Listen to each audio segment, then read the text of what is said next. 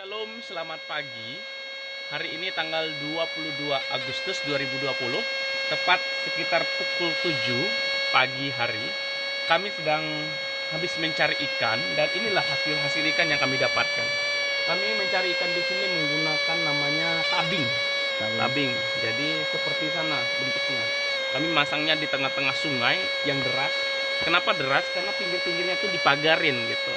Nah, suasana pagi hari ini sangat cerah sekali karena sudah musim kemarau bulan Agustus. Selain kami mendapatkan ikan, kami juga mendapatkan udang ya. Dan hari ini sangat luar biasa, matahari sudah terbit dari timur ya. Cuaca yang sangat cerah dan panas begini membuat tubuh kita menjadi segar luar biasa. Tetapi pagi hari ini saya teringat di dalam Lukas pasal 5 ayat 1 menceritakan penjala ikan menjadi penjala manusia. Bagaimana Petrus dan teman-temannya ya, menurut Alkitab bahwa ketika Petrus berjumpa dengan Tuhan Yesus, Petrus bilang begini, "Sepanjang malam Tuhan, kami mencari ikan dan kami tidak menemukan apa-apa." Itu menunjukkan bahwa Petrus dan teman-temannya itu berangkat pada sore hari. Nah, karena kalau di laut itu saya pernah di sana dan pada sore hari angin itu bertiup dari darat ke laut gitu. Jadi kalau pagi hari dari laut ke darat. Sehingga pada sore hari ketika mereka berangkat ke laut, saudara-saudara,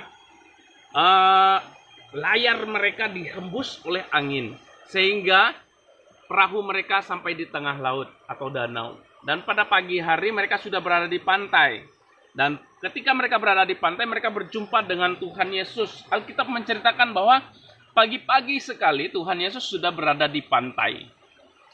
Tuhan Yesus sudah berada di pantai dan mengajar banyak orang di sana.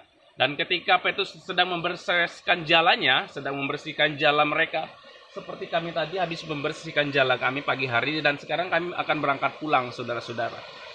Dan saat itu pula Tuhan Yesus berkata kepada Petrus, supaya dia menebarkan jalannya sekali lagi di laut, di danau itu. Dan apa yang dilakukan oleh Petrus? Petrus berkata begini sama Tuhan Yesus, "Tuhan, telah sepanjang malam kami mencari ikan, tetapi kami tidak menemukan apa-apa. Tetapi karena Engkau yang menyuruh, aku akan menjala juga."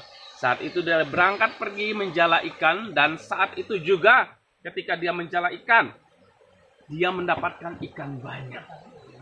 Dan mereka mengisi perahu mereka dengan ikan sampai Alkitab mengatakan bahwa perahu mereka hampir tenggelam oleh karena banyaknya ikan. Yang perlu kita pelajari saudara-saudara, yang pertama, Petrus taat kepada Tuhan Yesus. Dia melakukan apa yang Tuhan Yesus perintahkan. Just believe, percaya saja. Kalau Tuhan perintahkan sesuatu kepada kita, lakukan saja. Dan itu yang terjadi, mujizat yang luar biasa yang Petrus alami. Dan yang kedua, ketika dia mendapat ikan banyak, Petrus merendahkan diri. Dia tersungkur di hadapan Tuhan. Dia berkata, "Tuhan, pergilah daripadaku, karena aku ini orang berdosa."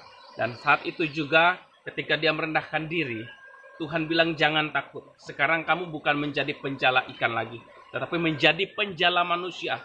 Suatu tugas mulia yang Tuhan taruh dalam Petrus ya, untuk memberitakan Injil, untuk memberikan kabar baik kepada banyak orang. Suatu pekerjaan yang luar biasa, suatu pekerjaan yang mulia. Itu yang dialami oleh Petrus, saudara-saudara. Yang kedua, ketika kita merendahkan diri di hadapan Tuhan, maka Tuhan akan mengangkat kita. Tuhan akan memberikan suatu hal yang luar biasa dalam hidup kita. Kita akan menjadi berkat. Dan itu yang dilakukan oleh Petrus, dia memberitakan Injil. Dia memberikan kabar keselamatan ke banyak orang. Dan dalam Kisah Para Rasul menceritakan bahwa ketika Petrus berkhotbah, 3.000 orang bertobat dan menjadi pengikut Kristus, saudara-saudara yang terkasih dalam Tuhan. Oleh karena itu kita sebagai orang percaya, bukan hanya pendeta, bukan hanya gembala, bukan hanya misionaris, para penginjil dan sebagainya. Kita sebagai jemaat Tuhan, ataupun kita sebagai orang biasa yang percaya kepada Kristus, marilah kita pergi memberitakan Injil. Karena firman Tuhan berkata dalam Matius 28, 19-20 berkata, "Pergilah, jadikanlah semua bangsa muridku, dan baptislah mereka dalam nama Bapa dan Anak dan Roh Kudus, dan ajarlah mereka melakukan segala sesuatu yang kuperintahkan kepadamu. Dan ketahuilah, aku menyertai kamu senantiasa sampai kepada akhir zaman. Ini sebuah perintah dan ada janji Tuhan di sana. Sebuah perintah supaya kita pergi memberitakan Injil. Sebuah janji bahwa Tuhan menyertai kita senantiasa sampai kepada akhir zaman.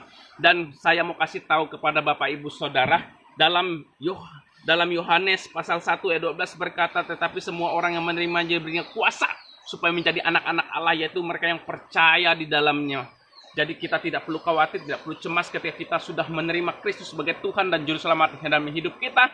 Ada kuasa yang menyertai kita, yaitu kuasa yang jauh lebih besar daripada kuasa yang ada dalam dunia ini.